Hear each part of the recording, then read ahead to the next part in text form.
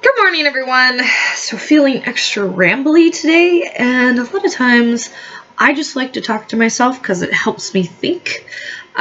If you don't find this interesting, go ahead and take off because you're probably not going to find me rambling interesting, but I do have several things I want to think through.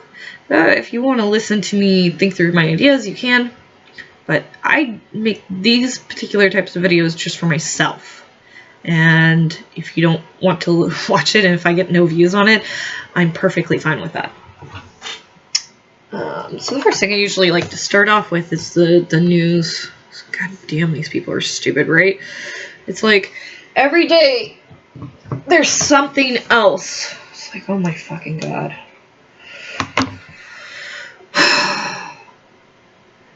It's like this world is going so crazy. And my thought on it is that we go through cycles of chaos and order. So disorder goes into order, which goes back into chaos, which goes back into order. And that makes a lot of sense to me.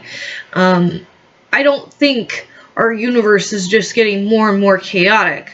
I think that our universe repeatedly gets more chaotic and then reorders itself or whatever. I really do think that's kind of what happens, and maybe things do just get more dispersed and then it comes back together. I'm not really sure how it all works, but you can see it in you know, human civilizations and stuff like that.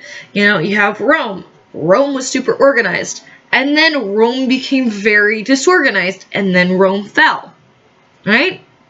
But out of that, a new order rose.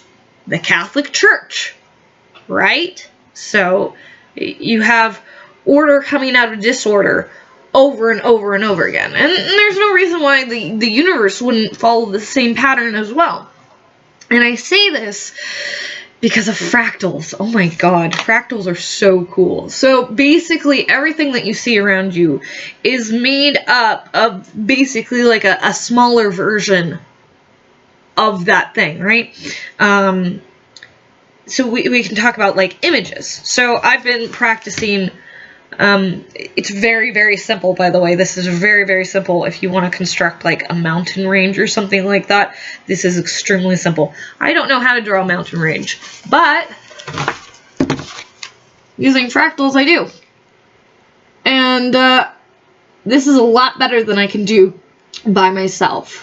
You know, I got kind of the sunrise in the back, and then, or whatever, and then peaks, and I've discovered that the more you do triangles that are, you know, more lines going up this way, vertical rather than horizontal, you know, you get steeper peaks. But you want to do triangles. This is just a bunch of triangles that I drew, you know, like, and I like to connect the triangles. And you can see you can make it look any way that you want it to look. You just have to add more lines, right, to give it more texture. This is how we make textures on like special effects and stuff. And this was a big revolution because they didn't know how to make this happen before fractals. And so yeah, what they do is they just take triangles. You get the base triangle, and then you separate it into smaller triangles, and you add more triangles just everywhere, and eventually you get a shape that looks like this. You can try this for yourself. All you have to do, take a ruler, piece of paper, draw triangles. I of course, you know, wanted to have it a frame, but you can make this type of structure using just triangles. Try it for yourself. It's very, very easy. That's what our special effects do. They just, you know, repeatedly do that.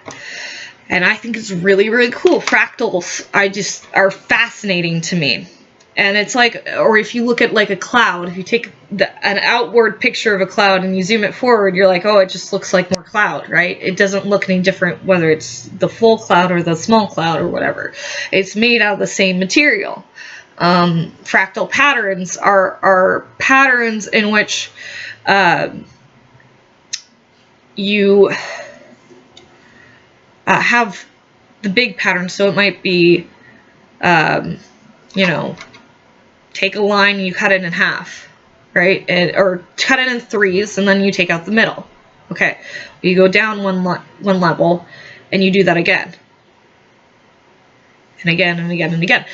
The top line and the bottom line might actually look very, very similar because, well, I don't know about that, but, you know, there's a repeating pattern. The further in you go, the more clear it is to see, right? So what you do is you take that first one and you put the last one in there somewhere, and you know, it's a repeating pattern. The more you go down, the more it is, you know, like,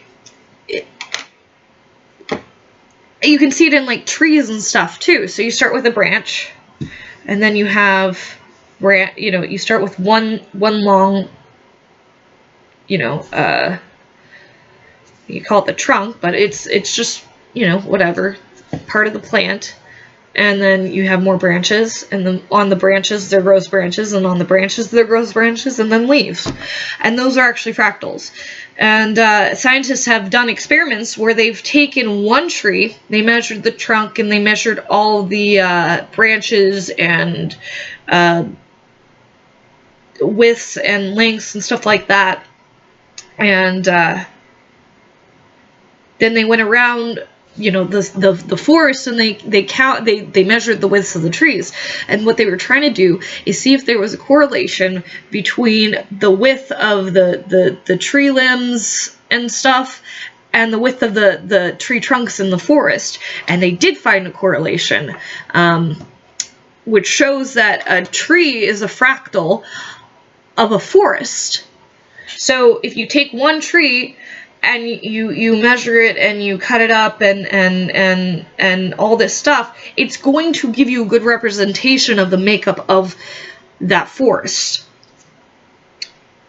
And I find that so fascinating. Fractals are so interesting. You find them everywhere in nature. You find them in us, right? Like, we are essentially, we have a membrane. We call it skin, right?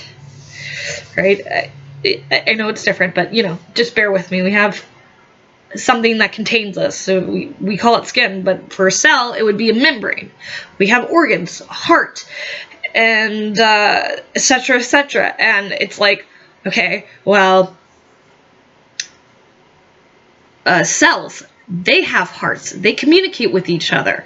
They have specific jobs. I mean, think about us. We communicate with each other. We have specific jobs.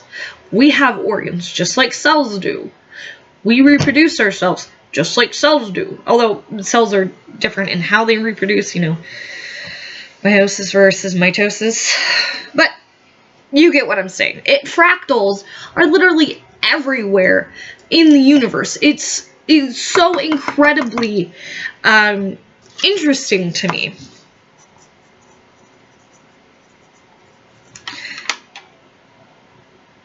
And like you can build, like, I'm interested in fractals, especially from like an artistic standpoint, because like I love to paint, but like drawing structures and stuff is very difficult for me. Like certain types of natural structures are very difficult for me, but with the concept of fractals, it's so much easier. Like, I couldn't draw this by myself. The way the how 3D it looks and stuff like that, it looks fantastic, at least from my perspective, in terms of what I can accomplish on my own trying to draw a mountain. Like, understanding fractals makes understanding how to put together something on a piece of paper or, you know, an art piece so much easier. Because you don't have to actually have a specific example to follow and follow it exactly. You can have complex pictures, very complex pictures, that you just generate out of nothing. That's how, you know, computer generation works. It's very, very interesting to me. And, yeah. It's also why our cell phones work. Yeah, the technology in our cell phones is based off of fractal geometry. We have antennas in our phones, and instead of our antenna being like just a square or, you know, like something sticking out, you know how the flip phones used to have those antennas sticking out. Well, the cell phone providers had a really big problem early on, because they wanted to start providing a lot of apps and services and internet and all these things to their cell phone, their customers and whatnot. And they didn't have a antenna that would work for all of them. And this guy, he said he was a ham radio he enthusiast or something, you know, hobbyist or whatever. And he couldn't put an antenna on his roof, though. And then he was reading about fractals or whatever, and so he was interested in trying new shapes out for his antenna. And he found that when he used square fractals, it would strengthen the strength of the antenna to be able to pick up not only the radio signal, but lots of other signals. So this replaced, you know, the fact that you would have to have multiple signals to pick up multiple, multiple antennas to pick up multiple signals. You have one antenna that's flat, that's tiny, that works very, very well because it's very powerful, and it has to do with the fractals. For whatever reason, fractal geometry, it's the way we're going to reach the future. I mean, you see it in the human body. You have the brain, and the neural system, you know, the neurons. They look like the blood system. I mean, you want to draw a human body, you're going to draw lots of branched lines. And the more you zoom in, it's just going to look the same, you know, until a certain point, because we're finite. But fractals, in a mathematical sense, can be infinite. It's incredibly fascinating. It's also how you can get more accurate measurements about sea line. You know, they use fractal geometry. It's so fascinating to me. Anyway, so that's my little ramble on fractals, at least, because, oh god, fractals are so interesting. I think that, especially if you took, like, started using fractal type structures in trying to create new sorts of, I don't even know, like, oh god, it's so interesting, though. I'm so interested in this. Okay, it's gotta, I just imagine if you took, like, I feel like there's more that can be done with this, right? Because you find it everywhere. You find it in nature everywhere. You find it in you know, biological systems and not inorganic systems, you know? It's so fascinating to me. And it just seems how the universe works, you know? The most effective way is to be a fractal. And so our world is made up of fractals. It's so interesting to me. Everything's a fractal. And if you understand the key base of that fractal, you can do anything with that fractal. You know, to what it does. You can make it more and more powerful. I can make this picture more and more complex only by adding lines. That's all I have to do. And it already looks pretty good as it is. I don't know, it's so fascinating to me. Alright. Next thing. Oops. I was gonna look at the news. That's not what I wanted. What the hell, my phone doesn't like me when it wakes up. Okay. Oh yeah, I did hear about this. Representative Steve Scalise shot in gunfire at a congressional baseball practice. And then it has what we know, but I already know about it. So a Bernie Sanders supporter came in and to try to shoot at them. And from my understanding, he probably didn't get off very many shots before he was shot himself and arrested. And yeah, he's a Bernie Sanders supporter. So this was definitely probably politically motivated. Like, that's probably a thing. So yeah. Oh man. GOP baseball. Let's see. USA Today. London fire. Witnesses see man catch baby from blazing apartment tower. Yeah, there was a huge fire at some high-rise up in London. 6 people, from what I've seen, have died. I don't know what the cause of it was.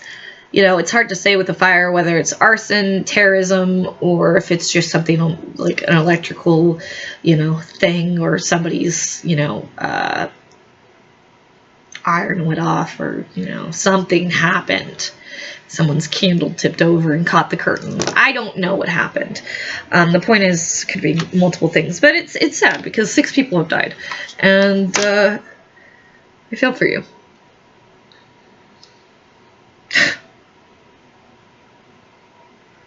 CNN. Trump's son tweet connects shooting to New York City Julius Caesar play. Well, yeah, no shit.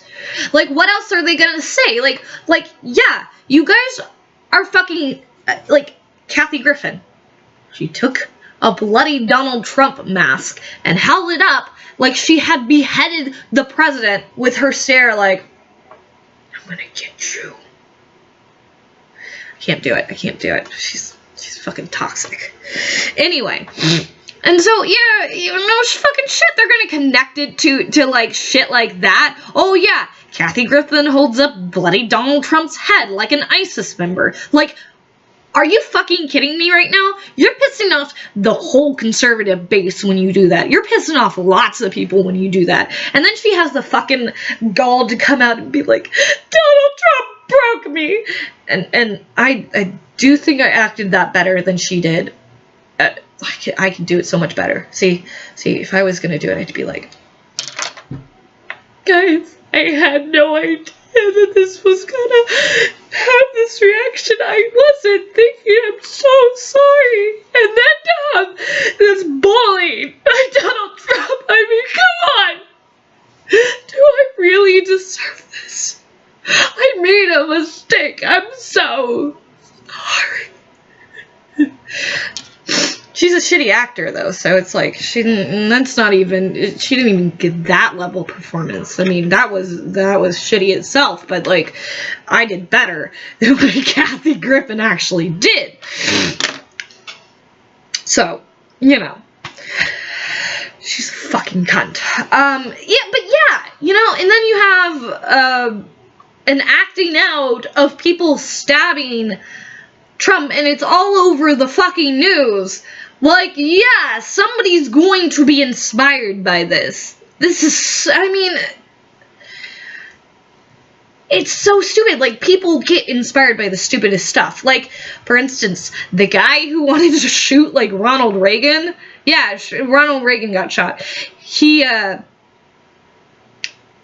wanted to impress Jodie Foster. Because in a movie, at one point, Jodie Foster was like something about how she'd be impressed if a man shot the president for her or something like that. And so he took that line from a movie and went in to go shoot the president. He succeeded. However, Reagan didn't die, you know, because Reagan's awesome. As far as presidents go, he was not the worst. Like, he might not have been the best president in the entire world either, but like, he did good things for the country, you know, at least he presented himself that way and tried. I think it was a good thing to bring down, you know, the whole, Mr. Gorbachev, bring down that wall, all that stuff, you know, end of communism, a symbolic end of the rule of collective communism, at least. Communism still exists, of course, but it, like, Russia doesn't practice it anymore. They have at least a quasi-capitalist system. They have to. You're not going to have a successful economy unless you have at least a quasi-capitalist system. You have to have some level of free market trade and free market ability for people to create and whatnot for there to be a market. So you have to have at least a little bit of a capitalist market, because business owners need the means of production for their business in order to make a profit, in order to have economy. If you don't have free market ability within the country and the state owns the means of production, that's not an economy. That's going to fucking die. Because the state's not going to be able to make any more money. Or if they do, it's going to be like what happened in Venezuela. They'll be able to do it for a while because oil prices for a while was really, really high. But then Venezuela, they relied heavily on that. They relied pretty much exclusively on the money that was coming in from the oil because oil is really high. Okay, well, then what does America does? America's like, we don't want to fucking be, on foreign oil anymore. Let's look into natural gas. Let's look into solar. Let's look into our own oil reserves. Oh, look, we just found this giant oil reserve. I believe that's something that did happen in the last couple of years, was that they found a massive oil reserve somewhere in the United States, which is pretty fucking awesome. And we're advancing our technologies. Meanwhile, Venezuela didn't even update their more primitive pumping mechanisms for their oil. Like, they thought that it was going to be a gravy train that was going to last forever, because I blame the fucking Democrats and shit for this, because for a while there was being pushed this narrative that, oh my god, we're gonna run out of oil in the next 20 years. Like I remember when I was a kid, they were saying this shit about how eventually, really, really soon, we're gonna run out of oil because we're using so much of it so quickly. And then it's like, no, there's another fucking reserve right there. Look at that. Don't worry about it. Anyway, so yeah, people are stupid. But, yeah, Trump's on tweet. I mean, CNN is I don't even have to click on it to tell you what it's gonna say. It's gonna be like, oh, why is Trump's son connecting it to this? Like, this has nothing to do with it. Obviously, it's just along with, you're attacking the freedom of speech and freedom of expression and blah blah blah. It's like, well, no, there's some things that are inappropriate, and you guys are inciting violence. And you can say that through this guy going to a GOP baseball practice. It was specifically a GOP baseball practice.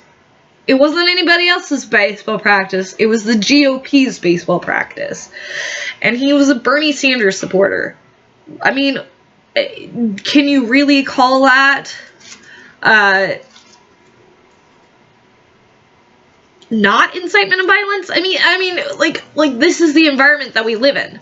Okay, like, people know they can't go after Trump because he's going to be circled. First of all, Trump has his own security team, I believe, and then he has the Secret Service. No one's gonna get to Trump, right? Or it would have to be something, completely out there. I don't even know how that would happen. But Trump himself probably would not. He's very protected. He's very, very protected. We protect our presidents very well. And so what's your choice? You're hearing about how evil the GOP is. You think that Trump is evil Hitler because all you do is watch the mainstream media and shit.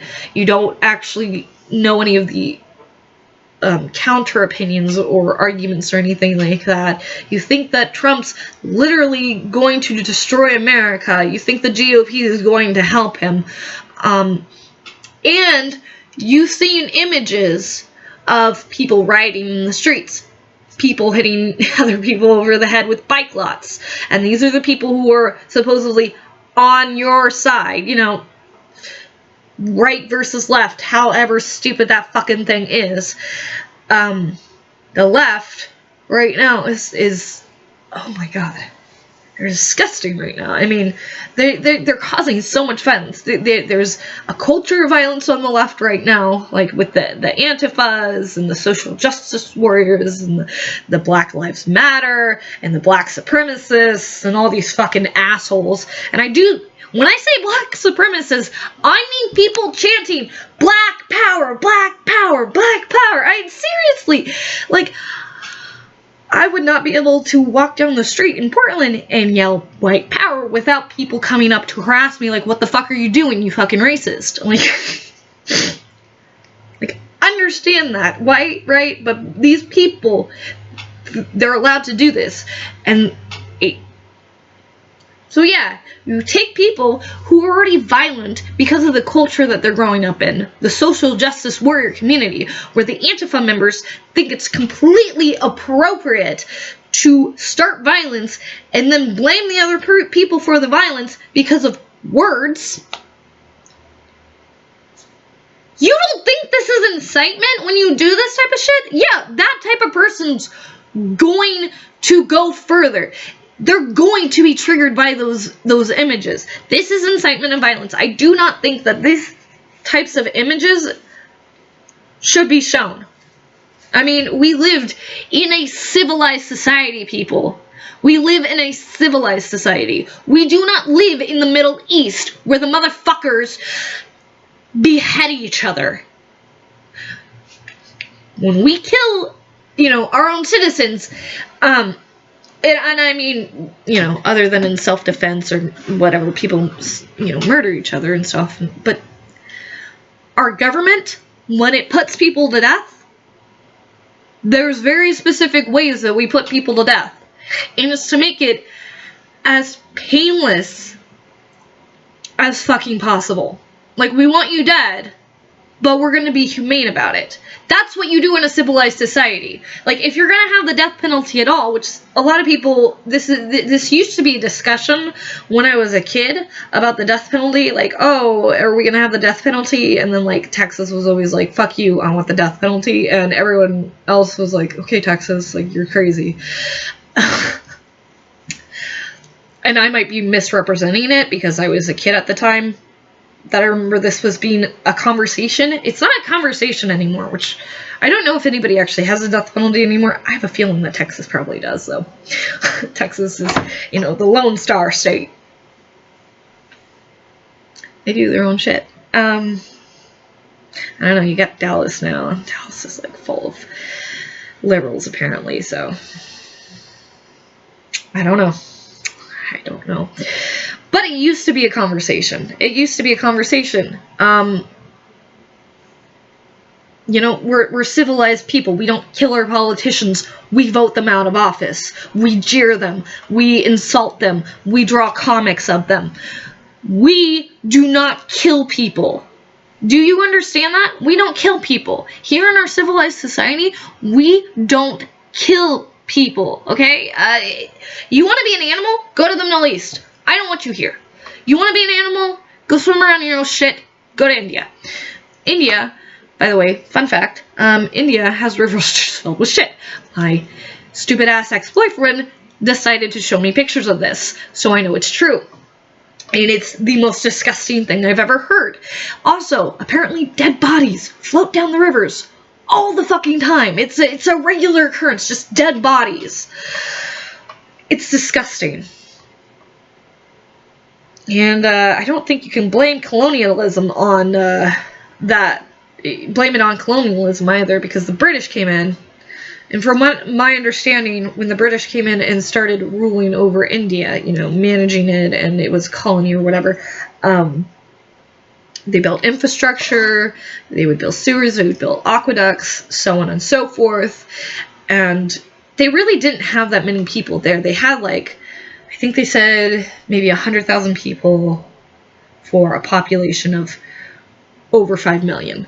Or might have been a lot smaller than that. It might have been like 50,000 people. But it was relatively easy to control India. And India, I actually really like Indian people.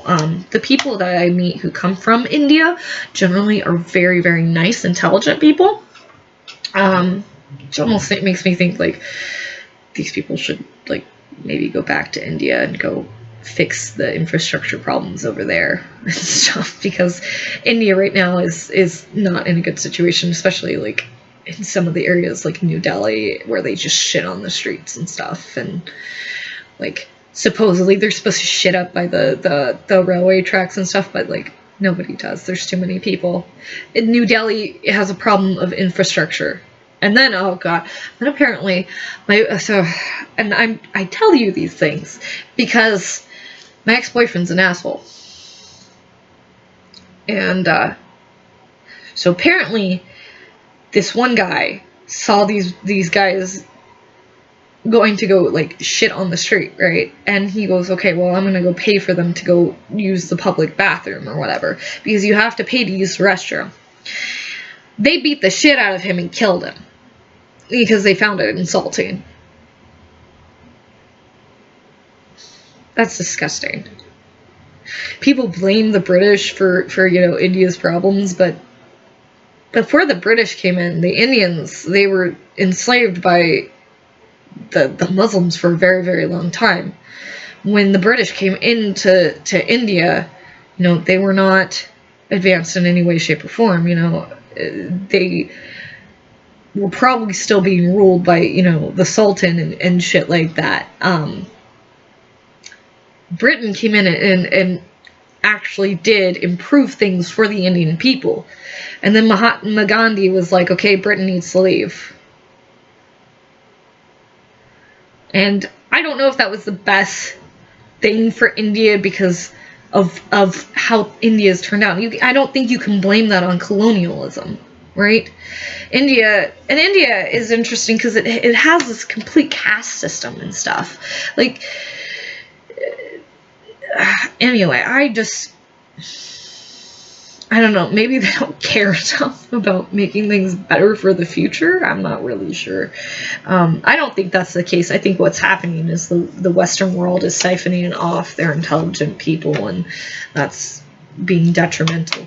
I think that's the biggest problem in India right now, is that they can't solve their infrastructure problems because they don't have the intelligent people living there anymore in their, like, you know, governments and stuff like that. They're all coming over here to go work for Intel and IBM and you know, other places like that. All the really smart people are leaving India. And that's unfortunate, but there really is more opportunity, you know, in the Western world. And, but it's like, it's unfortunate. It really is unfortunate that India is so fucked up. But I don't think you can blame colonialism on that, considering that they were incredibly enslaved by the Muslims, and the Muslims killed probably 10 million Indians. Like, it was quite a number of Indians. They were not nice to the native Indian population. So it was like an improvement when the British came in and colonized and started building, you know, infrastructure and roads and sewers and aqueducts, and you started getting trade in and out of India that was, you know, very productive for both sides. The trade obviously was going to bring a lot of money into India, and then the British were going to get what they wanted, right? All the goods and shit that were in India, and then they would have power over India as well. You know, people talk about the colonizing of the world as being this a specifically bad thing, and it's like, yeah, there were pros and cons to it. There were. I think the British had a little bit too much hubris in terms of what they thought that they could control. Because so I was watching a documentary about the Middle East, and the history of the Middle East. And so, you know, for a while it was like, and India is not included in that. I just know other facts about India from other studies. But the whole Saudi Arabia area was actually not, I mean, Arabia Peninsula, all that area, it wasn't like really divided up the way it is into states and stuff like that. What happened was, during World War I, the Ottoman Empire fell around that time. And then Britain used the native Arabs in order to make that happen. They wanted the Arabs to help them fight and rebel and stuff like that. And then they promised them that they would have their own homeland. And so they actually initiated the Arab world into the concept of a nation state. And so now the Arabs thought that they needed a nation state. Well, the British are kind of fucking dicks. They thought that they could screw over these people or whatever. And they were also promising the Jews that they would have a homeland as well. Now, that's kind of fucked up. You know, you promise one people one thing and you promise another. And then what Britain did was they did none of that. They were like, oh, it's all ours. It was like Britain and France got a little bit of it too. And this was the end of World War I. They started dividing up this area into states. And Britain spent a lot of fucking time, energy, and money to try to control the Middle East. But things just kept going more and more and more and more to shit. And part of it was the Jewish problem. You had... And I do feel bad for the Palestinians in a bit, now knowing more of the history, but it's like, so the Jewish people, they were displaced. They had been displaced for a very long time, and these are human beings, people. These are not, you know, creatures or animals. They're human beings. Like, they need a place to be their own, you know, have their own spot, you know, and whether that's integration into a society that accepts them, or that being their own nation. So, you know, you look at the Jewish problem, and then you look at Palestinian, and it's like, okay, well, where are all these people that none of the nations want going to go? America closed its borders. Britain, the other nations didn't want the Jews. Germany didn't want the Jews. And so you had an influx of Jews moving to Palestine because they could. And they would buy land cheaply there. And there started to be a growing community of Jewish people in Palestine. The Palestinians didn't like this. They wanted Britain to close down immigration to the Jewish people, to Palestine. And it was an untenable situation. Britain shouldn't have tried to control the Middle East. They really fucked up the area. Now, I am not all against Britain. I mean, it really was a different time, right? Like, evolution and biology was not as advanced science as it is today. Like, the English really did think that they were both culturally and genetically better than these other people. And they thought that they could bring enlightenment to these people, and you know, oh, these people are so primitive, let's bring them modern technology and roads and government and all these things that have been so good for the Western world, right? They had this thought, and it really was, it was way too much hubris.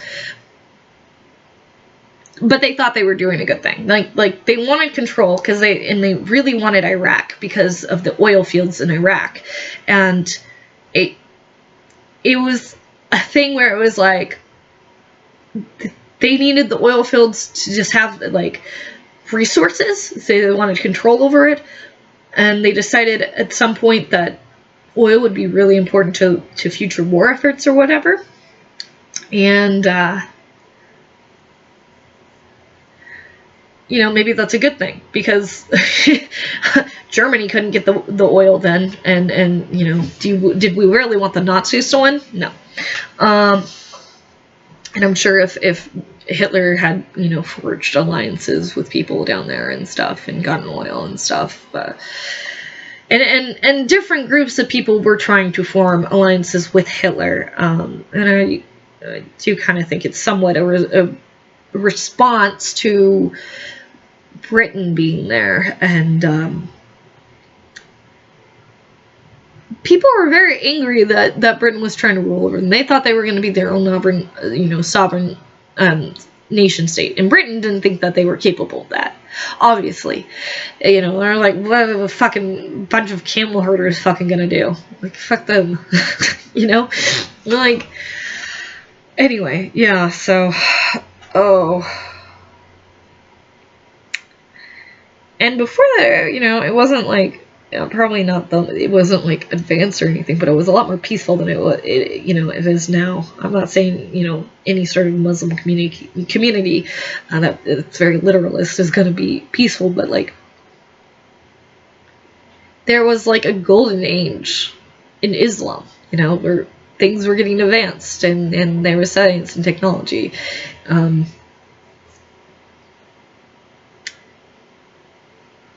And then the Middle East became very destabilized because Britain just decided to draw arbitrary lines. You know, instead of dividing people by geographical structures that would normally isolate people from each other, they just drew straight lines, right? And so you were separating people who had originally formed one community, and now telling them that they're different people. And you know, I'm not saying that tribal warfare wasn't a thing before, but, you know, we destabilized the entire area. And then I'm not saying we, but Britain did. And I don't think it was intentional on Britain's part. Like, they had no clue. They just thought, oh, these people are too primitive to run themselves. We're going to bring the Western world to them. Like they tried to do for India, you know, modern infrastructure and stuff like that. But Britain was not evil, right? Britain wanted power. Lots and lots of power, and they're definitely very colonial, but they weren't evil. They actually tried to treat, you know, the people they subjugated very well, which is a lot more than you can say for, you know, when you have periods of time where Islam is taken to extremes. I think this might be this is interesting because there's a part in the Quran which is peaceful, and that's when Muhammad was living in Medina, and you know, you wonder about the mental health of Muhammad, because once he wanted to go to Mecca, you know,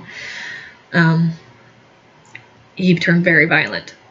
First he was teaching peace and you know, good message or whatever, and he only had, you know, a few followers. Well, then he went over to Mecca and fucking conquered it, right? and or whatever, you know, attacked and so on and so forth.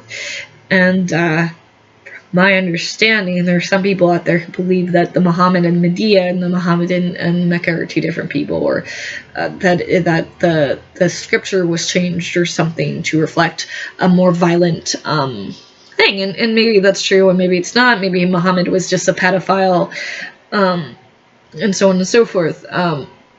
But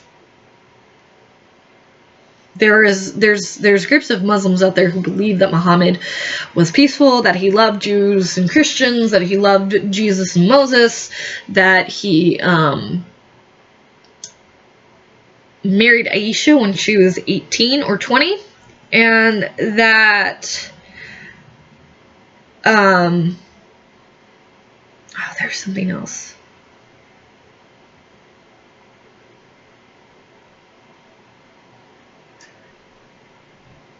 Oh, he was killed by his own people, essentially. He was massacred, and other people came in and they tried to massacre.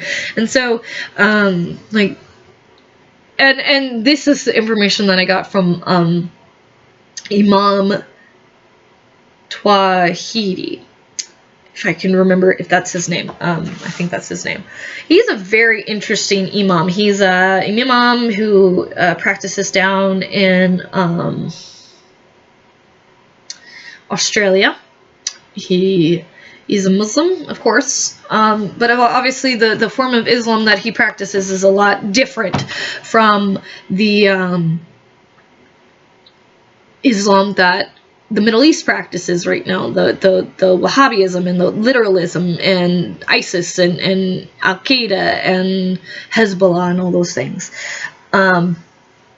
It's obviously a very, very different type of Islam. And what this guy, Imam Tawhidi, wants to do, he wants to reform the religion altogether. And he understands, too, that it's going to have to happen sect by sect. And so what he wants is he wants to get a group of reformers from each sect to come in, and he wants to reform the entire religion to make it, you know, more peaceful and more West-loving. Like, this guy loves the West. He left the Middle East. His family left the Middle East so that he wouldn't have to live in a Muslim country, a violent Muslim country, right? And now, you know, they're being exported everywhere in the world. It's like, no, this was the opposite of why we came here.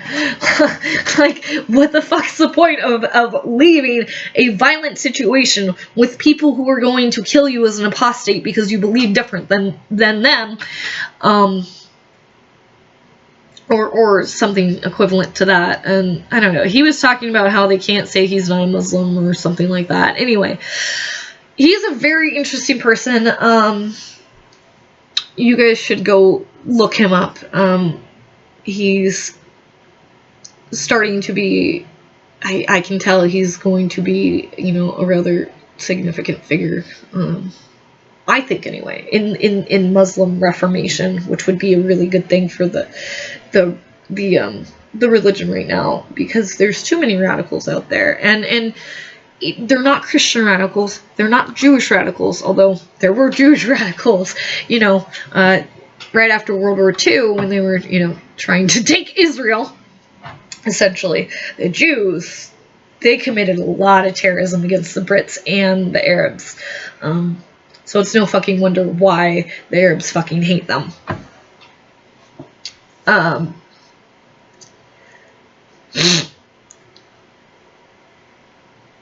It's also not fair that, you know, they were so displaced that they didn't have a spot or couldn't integrate into a society that they were slaughtered in the millions. Like, that's not cool either. And whether or not that was, you know, Hitler's actual intentions, or whether he just wanted them out of the country, whether he really wanted to exterminate them, or that was just the end result of not having enough resources to feed people and going, well, we're going to send the food to the army instead of these not slaves, but the Jews who we don't care about. And then, you know, I don't know, I think some of it was intentional, like some of the slaughtering was intentional. I think some of it was, well, you're starving to death because we don't have food. That was some of it. I do think that was some of it. And that is disgusting. It's disgusting what the Nazis did, but it's also disgusting what the communists did, and it's disgusting what Islam has done in the past. You know, and Islam, I think, has killed more people than, if you look at look at the numbers in India. I mean, like, they killed like 10 million people in India when they enslaved India. I mean, they were not nice to the Indians. They really thought they were shit. You know, Muslims don't like Indians, and a lot of, you know, you get turbans or whatever from India. It's just whatever remaining influence the Ottoman Empire had over India, stuff like that, or whatever, you know, Muslim people conquered it or whatever. And yeah, it's interesting. I'm learning all sorts of things about history and whatnot, and like some of it I remember from like history class when I was in high school because I took a rather advanced history class, history of the 20th century in International Baccalaureate, which I don't know. But yeah, India's interesting.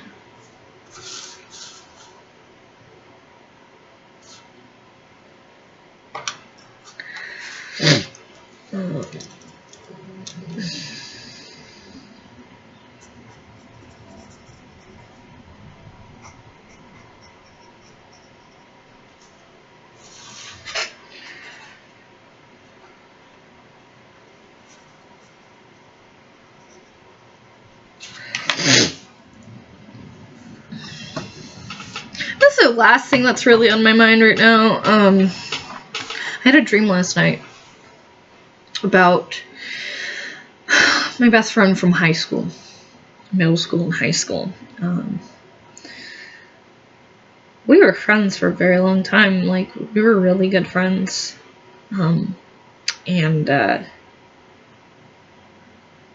really enjoyed, you know, her companionship, and, you know, we were both kind of losers, and especially me, and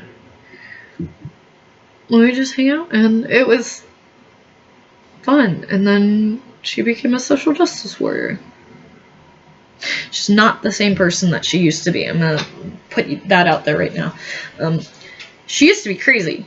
I'm not gonna deny that. She was always somewhat out there, but I never thought that she was as full retard as she is. She made a shirt, a bright yellow shirt, and she drew Trump as a piece of shit with flies buzzing around. And it said, "Dump Trump." Creative. Full retard. And then my sister, she likes to send me pictures of this girl for whatever reason. Mainly because I think it baffles me how this girl turned out this way. Because, like, the last time I really, like, spent a bunch of time with her, she was in a relationship with this guy. She was living, you know, like 500 or 300 miles south of me. And she looked like she was doing really well for herself. She was riding her bike constantly, so she was very well in shape. She was, you know, trying to take care of herself. She's a vegetarian. As far as I could see, she was eating well for herself. I didn't understand what was going on in the relationship at the time, but apparently he was a jackass and would hit her. So that's why that fell apart for her. And I think that was the point where she became crazy. Like, that's literally it. Because before that, she was fairly sane. Like, she was going to school. She was like, okay, I want to do this, or maybe I'll do this, or maybe I'll do that, or whatever. She couldn't really decide, but it was like, it was all like very, like, sort of hands-on type thing. And then the relationship with this guy fell apart, and she became very, very crazy. Like, not all at once, but she changed. Like, she went home immediately, and she started working at a restaurant. She was gonna go to school, but then she really didn't.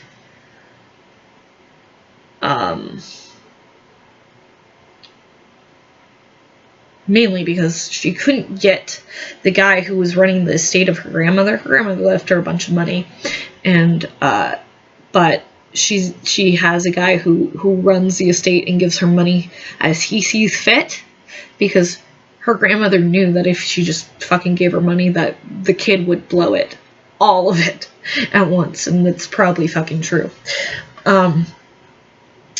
Because Marcel's not really had very much money in the past, you know, she did not come from a wealthy family.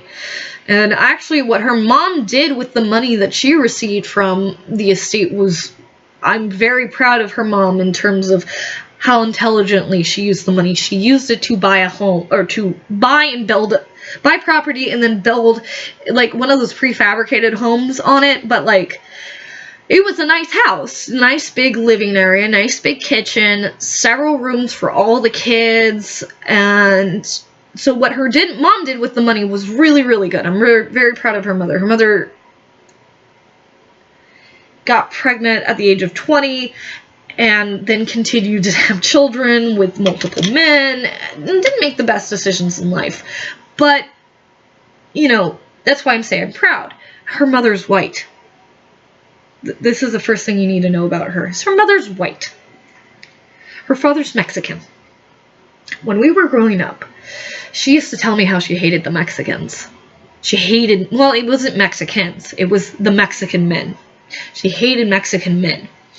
And she was even a little bit racist towards them. Herself being half Mexican. And she didn't like them because they were, you know, the creeps that were always around her mom and stuff like that, you know. And, you know, her mom was heavy, didn't have very much self-esteem. You know, obviously she already had 3 kids. She met someone else and had 2 more, and etc., etc. And Marcella just didn't really like it, you know. And I feel really bad that Marcella had to grow up in an environment like that where she didn't have... She had a father figure, but he was a little bit of a jerk to her. Like, but like, he wasn't her real father, and he didn't live with them, and he wasn't around constantly. I know he wasn't, because, you know, I was her best friend from, you know, middle school onward, and I was around her a lot, around her house, around her family. That guy didn't live with her.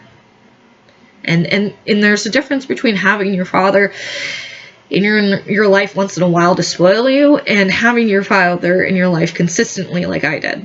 And, you know, my family really tried to provide a stable platform for her. Because we understood her mother, you know, good woman. Obviously, she's made mistakes, but in my mind, that woman is a good woman. Okay, she's a bit trashy, if you want to say that, but she loves her children. She tries for her children. She doesn't abuse her children. My guess is she probably has some problems with like depression and stuff, which is probably why she's heavy and whatnot. But like, in my mind, she's a good woman. Not the best woman, but a good woman, you know, like as far as her mistakes have gone, she's tried to, you know, do as best as she can with the situation that she's been dealt with in life. And she was abused as a child as well. So it's very hard, but you know, look at like some of her younger children, and it's like the little sister who was very young when I first met her. I've seen pictures of her recently. She looks gorgeous. She looks well-adjusted. She's got, like, this hair that's, like, super long and pretty, and she looks super preppy and happy and stuff. Meanwhile, her sister is, like, a fucking freak. She's got green hair. She has green hair. Like, the most... It's the worst color for her, too. It's, like, the worst. She's got green hair.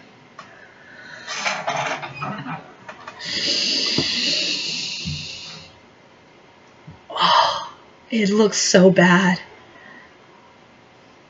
And you could tell before we, like, our relationship blew up that she was becoming more and more sensitive to things, because she came down to visit me one time, and she, like, couldn't handle not talking to her boyfriend for any amount of time at all.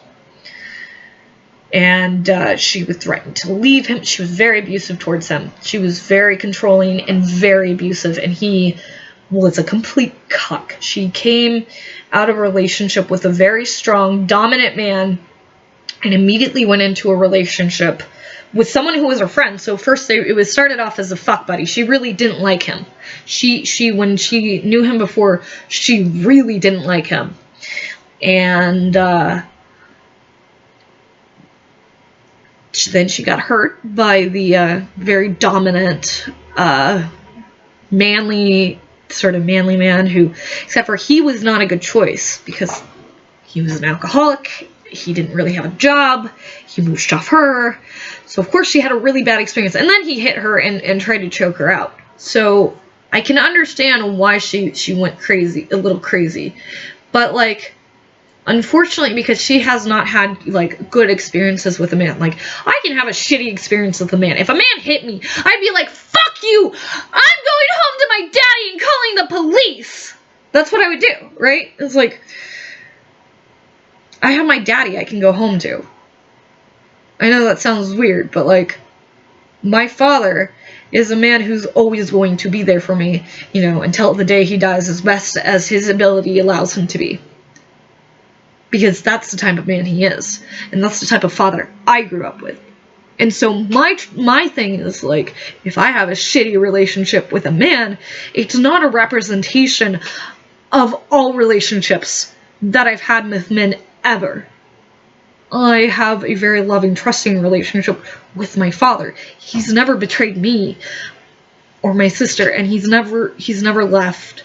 And my parents had issues for a while, but they came back together. They were able to figure out, they were able to solve their problems, and they prevented a really good, structured, stable environment for me to grow up in and stuff. Marcel didn't have that, and so when that man, who she had fallen madly in love with, treated her so poorly, you know, you think to yourself, well, no wonder she went just a little crazy.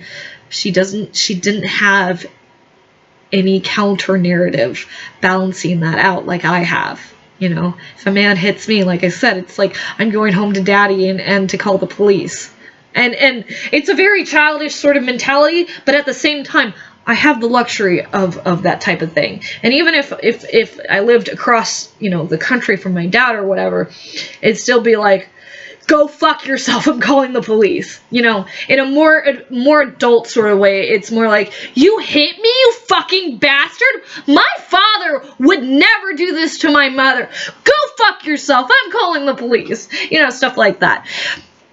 So that's another thing. My representation of men is not based off of abusive relationships or sleazy guys who just want sex or so on and so forth, or men that I hate. My experience with men have been good Christian men. Like my dad was a good Christian man. He fucked up a little when he was younger, but you know, him and my mom fix things, and it's good. It's all good, and he's a good man, and my mom's a good woman, and they've tried the best that they can to provide the best life for me and my sister, and my God, we are so spoiled. It's amazing. It is amazing.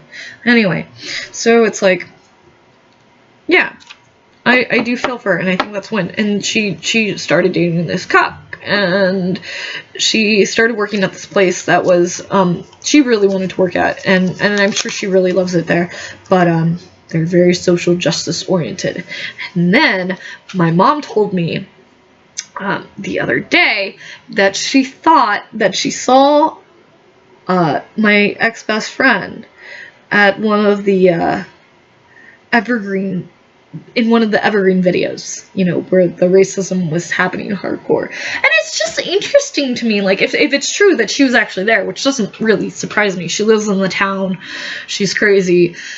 She apparently hates white people now because, you know, we used to be friends. And then the reason why we stopped being friends was because she tried to have a social justice talk with me, and my response was, go fuck yourself, I'm not a racist, you're a racist. And it's interesting to me because she she's so self-hating, you know? When she was young, she hated the Mexicans. When she got older, she hates the whites. So what? You just fucking hate yourself. That's all there is to it, This girl, she hates herself. You know, it's all projection. It's like, oh, we hate the white people. Okay, honey, you're half white. You are. Like, and her grandmother who left her all that money, white too. Spoiled, entitled brat who didn't have a good father figure, which is really, really unfortunate. I couldn't, at the end of our relationship, one of the things that she brought up, which is absolutely ridiculous, was that I told her that she had an unflattering haircut. She had, like, cut it up to here. It was not flattering to her face. She looked really, really, really fat. And I could have been a lot more mean about what I said to her. But, you know, I was being nice. I was like, oh, the haircut's unflattering and stuff. And she did not like that. And then we were having a conversation, and I was, you know, trying to talk to them and stuff, and we were just normal conversation. They told me to basically to shut up. They told me in their own words. They didn't say shut up. They said that I couldn't speak to their experiences because I wasn't the same race as them. I was like, I grew up with you. Like, I've known you forever. I know your family. I know your living situation. I know who you are. We've been best friends. What does your race have to do with any of this? Like, and I didn't say it at the time because I realize this now, but I was a cuck growing up to them. And I had no idea, you know. But I'm more of a pushover anyway, you know. Like, I'm a more submissive type person in a relationship. I don't want to be the dominant one. That's not a comfortable situation for me. I either want to be an equal or have you lead. But I'm not going to lead. I'm also not going to follow someone who's a fucking retard. And in the end, the whole reason why I got mad at her was because she was mad at me because of my asshole ex-boyfriend told a fat joke. And then this started a discussion, and he was just like, what the fuck, what does me being white have to do with my fat joke? And you know, it was just, I wasn't hardly paying attention to the conversation. I was mad about something else at him. Like you have to understand, they were having a different conversation than what was going on in my head. My head was like all filled with, he just said that his ex-girlfriend Bria was his fiance. What a dick. He never told me that. And feeling very, very uncomfortable and shit. And the fact is like, he thought he was going to marry her, but she stomped on his heart. It's terrible. Terrible, terrible. Anyway, so that was what was going on in my head. What was going on in the conversation was more along the lines of, so this one time, me and my friends were at the mall, and he was a little drunk at the time, teensy bit drunk, and he's like, I was at the mall. And we saw these ladies coming out of Frederickson's. And Frederickson's, for those of you who don't know what that is, at least used to be a bigger ladies' lingerie store. And so apparently they started making well noises at them. And this is what he decided to tell my friends when they came down to visit. And the thing that you really have to understand about my asshole ex-boyfriend is that he is a massive troll. Giant, massive troll. And so he told them this story, and it launched into this discussion where somehow they started like dissing on him because he was white, and you know, he's firing back too. He loves the conflict and the engagement and shit like that. So the two of them have one perspective. He has another perspective, and I have a third one. So mine's the most removed from what's going on. And I'm like, I'm upset. I'm not, because my first relationship, I have no fucking clue what's going on, you know, like, oh, he didn't tell me the right thing. And I look back on it now, I'm like, oh my god, I was so stupid. And like, that's nothing. That's like fucking nothing. Like, oh, I thought you said that you guys weren't engaged. Like, oh, yeah, but I thought I was going to marry her. It's something like that. You know, like, he was trying to bring up the fact that he was with a strong, you know, sort of independent type woman who was, you know, a go-getter, a career woman, stuff like that. Like, that's... she was a very strong woman. She was very dominant and stuff like that. And very in control of the relationship, and, you know, a very successful type person as well. And, you know, that's the only reason he brought her up. And it was supposed to be an arguing point. And, you know, me looking back on it, I was stupid for getting mad at him. But they were, they were having they were talking past each other too, because it was like they were bringing up all the feminist, you know, racial standpoints and stuff like that, and he was like, that doesn't make any sense, repeatedly, and I was over in my own world. And so I go outside, and the other girl, Sarah, who was also my best friend, but I think she's a complete cunt, so I didn't even like her then. She was trying to be like, it's okay, and blah, blah, blah, and he's such an asshole, and blah, blah, blah, and all this stuff. I don't think she even knew I was upset. Like, I had no idea that he you know, like, in my mind, there was, like, a difference between thinking that you're maybe going to, marry somebody and actually being their fiance. I thought there was a big difference at the time, and you know what, I really don't think there's a big difference anymore, but, you know, he,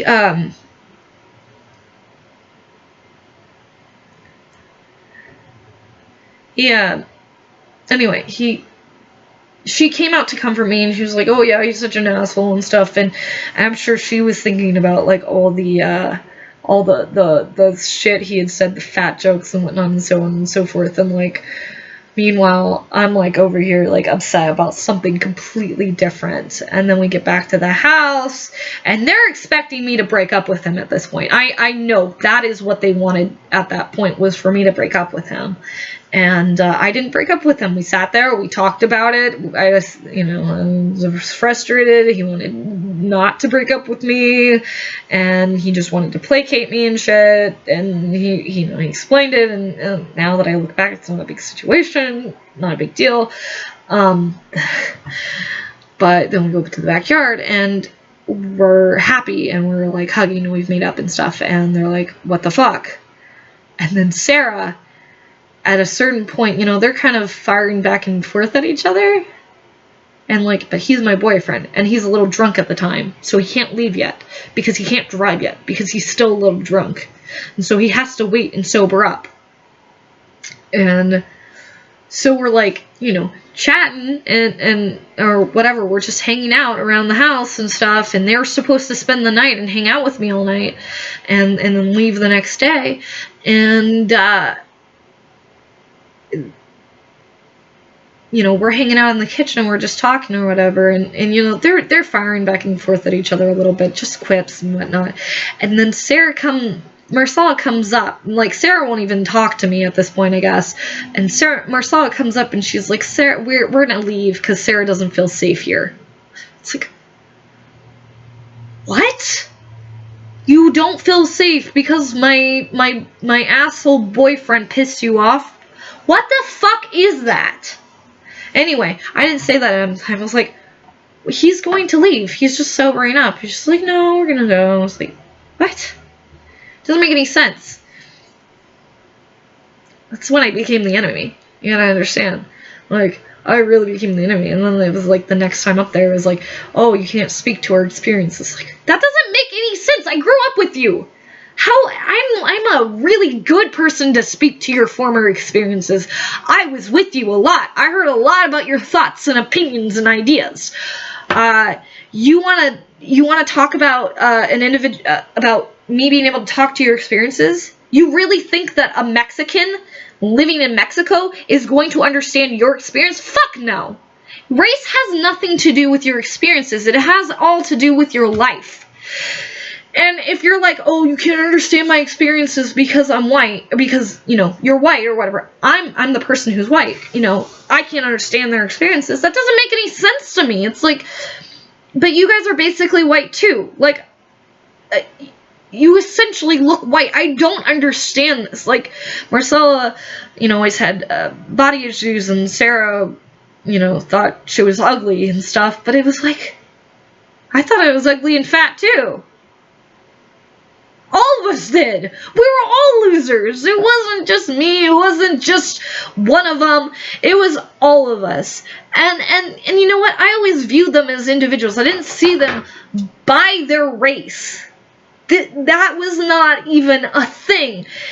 In my mind, it was like my dad, had always taught me to treat people well, and he had friends who were Asian and black and all sorts of different colors. I have an aunt who is Korean, who was a big part of my life when I was really little, and when I was young. I remember being in Sedalia, Missouri, and there was a black principal at my elementary school. I remember this one time she picked me up and she was like giving me kisses, and she was like, "Oh, I love you." And I was like, I didn't think anything weird about it. And then my sister, when I was like 4 or maybe 7 or 8, was like, "Would you ever marry a black boy?" I was like, no. I was like, and the reason wasn't because there was no specific reason that I had.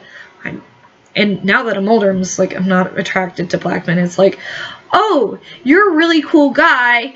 You're like super neat and stuff. Like, I would love to hang out with you. Like, you're so cool, but like, I don't want to have sex with you. I just don't. I'm sorry. It's just natural physical attraction. But that's like the extent of my racial preference. Like, other than me liking white guys in terms of like dating and sex and stuff like that, I don't have like any sort of racial prejudices.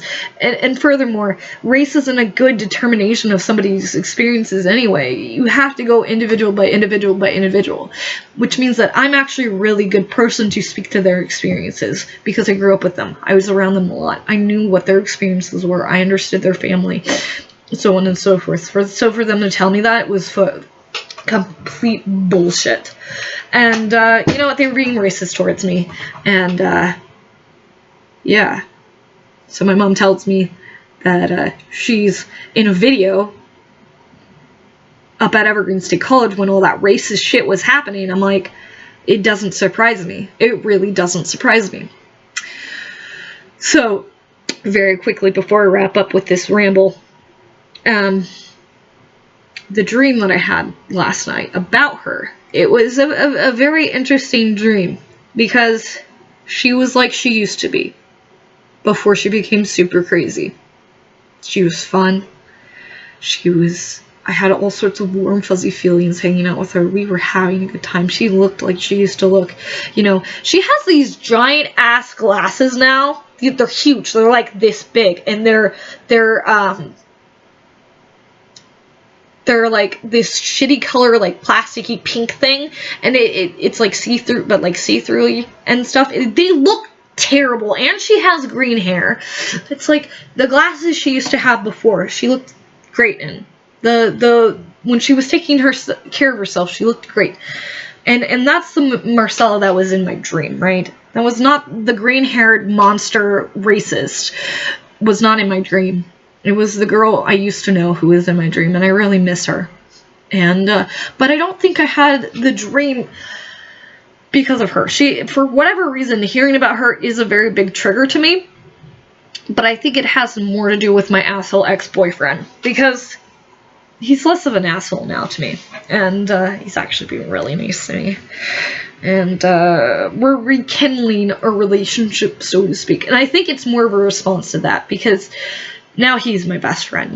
He's been my best friend for the last few years, since we started dating. And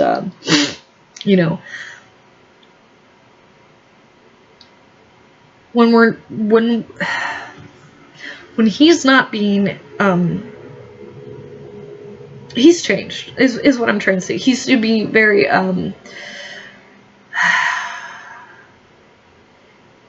he didn't have as much self-confidence as I thought he did, and He's actually seeked like psychological help from a psychiatrist, not just a counselor, not just a psychologist, but a psychiatrist, which is a lot more advanced in terms of psychiatric practice and whatnot. And so he had to go get some significant help help him get through some things. And, you know, he's changed. He has actually changed. Some people say, like, oh yeah, he's changed. But it's like, you have to understand, the man didn't start off from, like, this super negative standpoint in the first place. He was just kind of emotionally abusive because he was scared that he wasn't good enough, that I was gonna leave him, that I was going to seek affection from other men. And that was one of the biggest things, was, you know, his insecurities were leading to a disconnection between us, which was feeding my desire to be interested in getting affection from other guys, which made him more insecure, which is why the whole relationship fell apart. And so when you start like a basis like that, it's like, oh, that's easy to fix, like, or you can't, it's fixable. At least it might not be easy, but it's fixable. And so he's done some of the hard work on himself to try to fix himself so that we can actually work as a relationship and stuff like that. And apparently he's super in love with me, and he won't leave me the fuck alone, so I don't really have a choice, do I? I say that, but I really do love him. When he's being a good guy, I love him to death. I really do. And he's being very sweet and very nice to me lately, so. And he has come back so many goddamn fucking times after I've gone off and slept with other guys, and all outside of a relationship. I never cheated on him, but all outside of the relationship, you know, like, I slept with other guys, and he then come back and then sleep with other guys and then come back, and like, he's taken the abuse over and over and over again, you know, like, he's here for real, and like, I can't fucking get rid of him. Anyway, I think that the dream of me having her, and it's like this warm fuzzy feeling of just hanging out with your best friend who you've missed so much. And I really do miss her.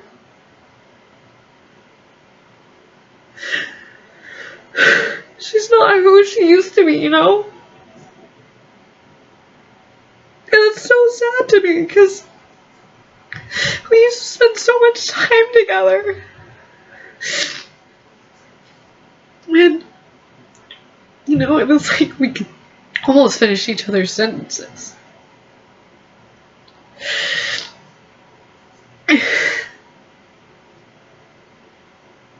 And I really think I went into my depression because, you know, the relationship with her blew up, and I don't think it's gonna be repairable because we're just so ideologically opposed right now. I couldn't deal with her racism. She would call me a racist, you know, that type of thing. Even though I'm not. And things fell apart with him not too long after that, several months later, and I think it's one of the reasons why I got so depressed. And you know what, like, almost immediately he did try to start fixing it, like, but he was just really shitty at it and didn't understand even what he wanted. It was really hard. It is so nice to have somebody to talk to again. I don't think you understand. And like, he's my best friend, and like, I really don't know what I would do without him. I don't like being alone.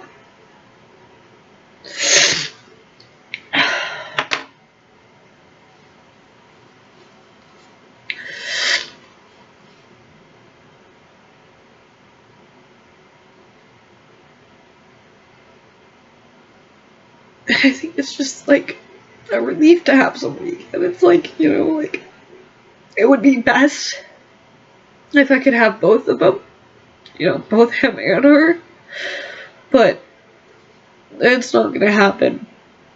And at least I have him because, you know, he's fucking determined that there's nothing that I can say or do that's gonna make him go away. So, I mean, that's real love right there. And a little bit of autism. Like, come on, man. How many guys did I sleep with? And you're still hanging around? Okay, you're a little autistic. But, you know, I see that, and I say that with the most respect possible, and because I have respect for autistic people. I don't know if this is weird. I don't like them very much, like, in terms of, like, having to spend a lot of time with them, because they're kind of annoying. But, like, I have a lot of respect for them in general. Like, they're cool people. Like, I don't want to hang out with you, but you're a cool person.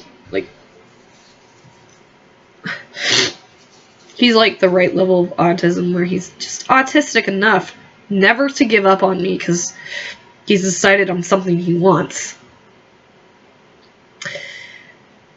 And, it's just autistic enough to, you know, like, he's just autistic enough, and he really does have symptoms of autism. So, I mean, I'm not just saying it as like an insult. I don't use autism as an insult. I want people to understand that when I say someone's autistic, I'm referring to the way that they function or the way that I perceive that they function. I don't use it as an insult. Autism is not an insult to me. Anyway, you guys have a great day. I hope you guys enjoy my creepy Santa back there. It's actually not my creepy Santa. It's my mom's creepy Santa.